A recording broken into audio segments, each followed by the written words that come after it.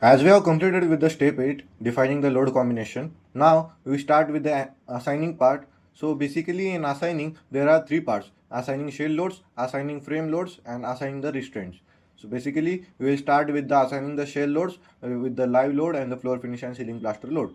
So for that, we go to our model here. In this model, for the shell load means applying the load to the this flooring. So for that we go to select object type. We select for the object type here, and in it we choose here as the floors, and click here on the select. You can see that all the floors are now being selected properly.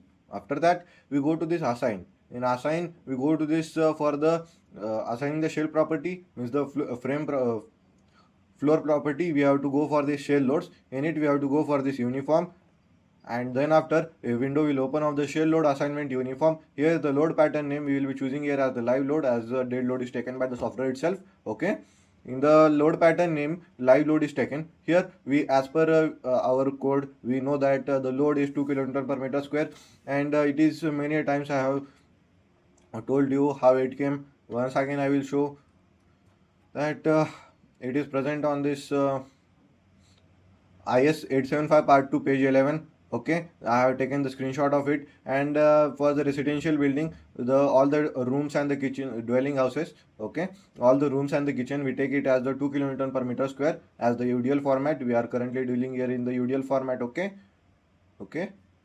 And for the toilet and bathroom we take it as the 2, and the staircase and the balconies we take it as the 3. So basically we are dealing here with only the normal rooms, so we will be dealing here with the 2 kN per meter square. And just click on this apply, and you can see that the 2 kN per meter square load has been applied here. Same way we need to add for the floor finish and ceiling plaster. So select once again and get previous selection. No need to once again go and do all the steps. All the floors will be selected. Then go to assign. In assign we go to this shell loads. In it we go to the uniform loads. Same things we have to do, but a window will open of the shell load assignment uniform, but we have to change the load pattern name. Here we have to choose the load pattern name to floor finish and ceiling plaster.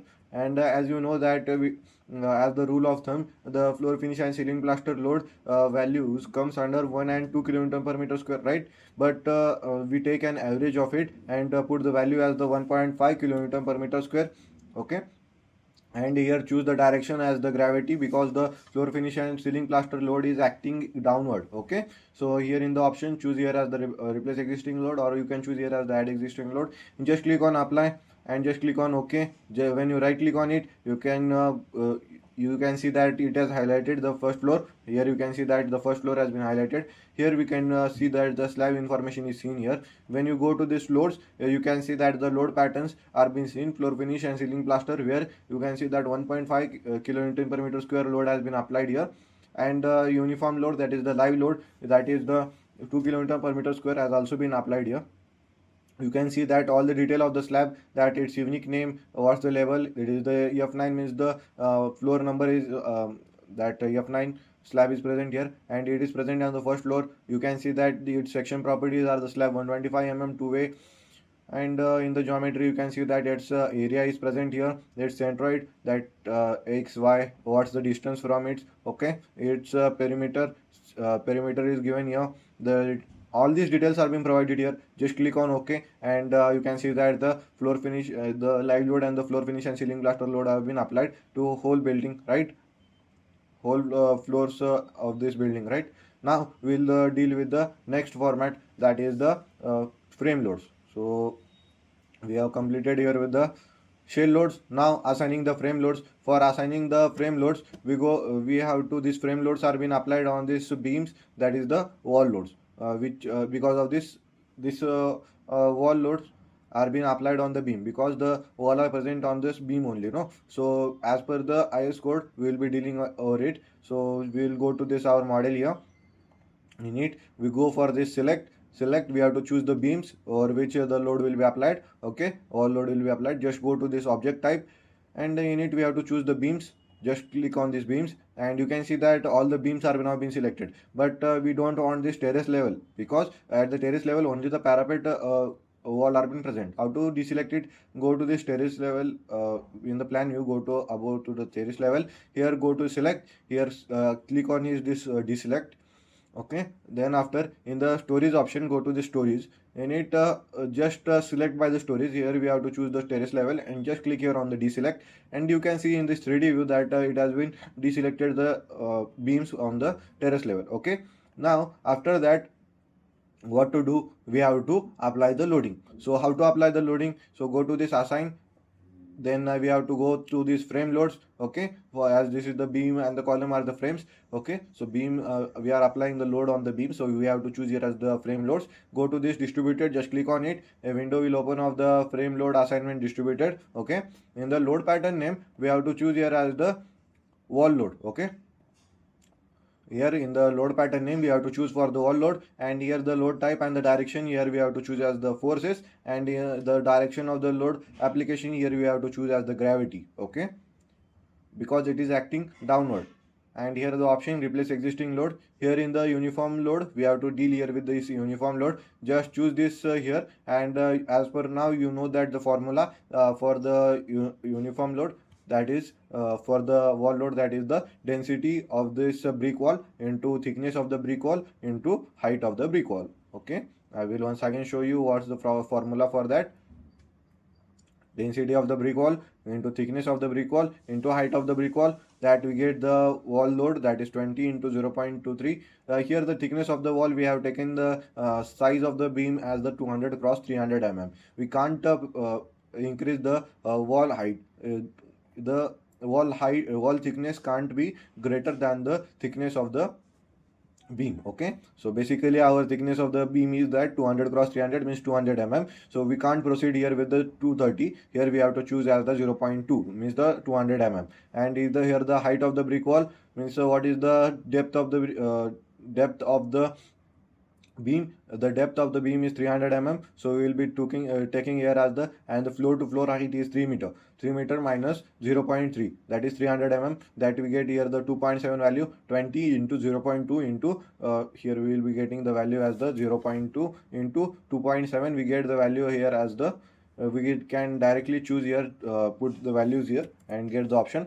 Here 20 as the density of the brick wall into thickness of the brick wall, that is 0.2 200 mm into height of the brick wall, what is 2.7.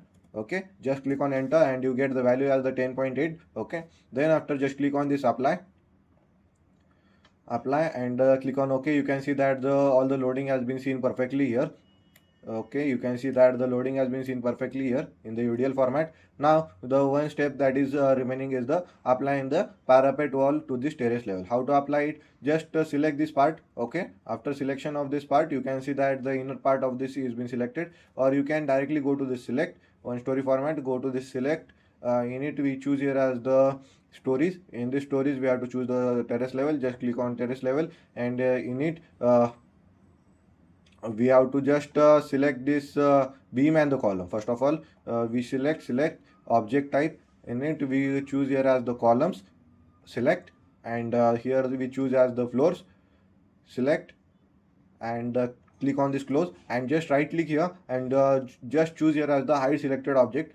And you can see that the beams and the columns for the terrace level are been hided. Okay, means all the levels are been hided. Okay, and go to this terrace level, and here choose the one story format. Here just drag this part, and you can see that all the beams present inside are been selected. Just right click on your model, just choose here as the hide selected object, just choose here, and all the part that is been highlighted has been deselected. After that we can just drag and select this part. You can see that all the part has been selected, right? This is the parapet wall. In the 3D view you can see the perfectly that this part has been selected. Now we need to add the parapet load. Okay, the parapet height is less, so we have chosen here the different things. Okay, so after choosing this parapet wall, we go to this assign. In assign we go to this frame loads. In frame loads we go to this distributed. In distributed, if window will open of the frame load assignment distributed. In it we choose the load pattern name as the wall load, and in it we choose the load type direction as the force and the direction as the gravity. Here in the uniform load, the same formula, but here the height will be less. So the formula is thickness, density of the brick wall, that is 20 into height of the brick wall means, no, first of all, what is it? 20 means the density of the brick wall into thickness of the brick wall, that is 200 mm, 0.2, into height of the brick wall. What will the height of the brick wall? As of now, for the smaller building we take it as the 0.6 meter, and for the bigger building we take it as the 1 meter. Just choose here 1 and just click on enter. You can see that the 4 kN per meter load is been applied over this parapet wall. Just click on apply and click on OK. You can see in the 3D view by just going here on this display frame load assign. In it we have to choose for the wall load. If show frame load window will open here, and just click on apply, and you can see that the 4 kN per meter as load has been applied on this walls. Just click on close, and you can see perfectly the load is been seen perfectly. Just undeform it. Same way here we have to undeform it. Right click, show all object. We have added all the things. Okay, means shell loads and the frame loads are been added here. Okay, means assigning the shell load completed, assigning the frame loads completed. We have seen as per the IS codes also here. Okay, that this part is based on this IS code only. This is based on the IS code. You can get the density of the brick masonry wall on the page on IS 875 part 1 page number 10. That IS 875 part 1 is for the this is for the dead load. Okay, so which is present on the page number 10, and I have taken a screenshot of it. Okay, here you can see that the masonry bricks, here you can see that its values are between 19 to 22 24. Okay, so we have taken an average, and the standard value here we have taken as the 20 kilonewton. Okay, after that we see for the what restraint. As we have seen that assigning the shell load, assigning the frame loads have been completed. Now the last part, that is of the assigning, that is the assigning the restraint to the footing. We will be assigning here as the fixed restraint, fixed support to the footings. Okay, so just go to our model here, just escape it, just in this 3D view, just we have to go to this 3D, set the default 3D view, and the original area will be seen here perfectly. Just go to the foundation level. You can see that in the plan view foundation. If you are dealing in a high-rise building, then by just clicking on this plan, you can get through this window of the select plan view. In it we can choose any of these floors and just click on apply, and you can see that the second floor has been selected. We want the foundation level, so just click on foundation and just click on OK. You can see that the foundation level has been selected. We have to choose here as the 1-story format, and then after just choose this, drag and select. You can see in this 3D view also the foundation level has been selected perfectly. Then we go to, now we have to assign the restraint, means the fixity to this footing.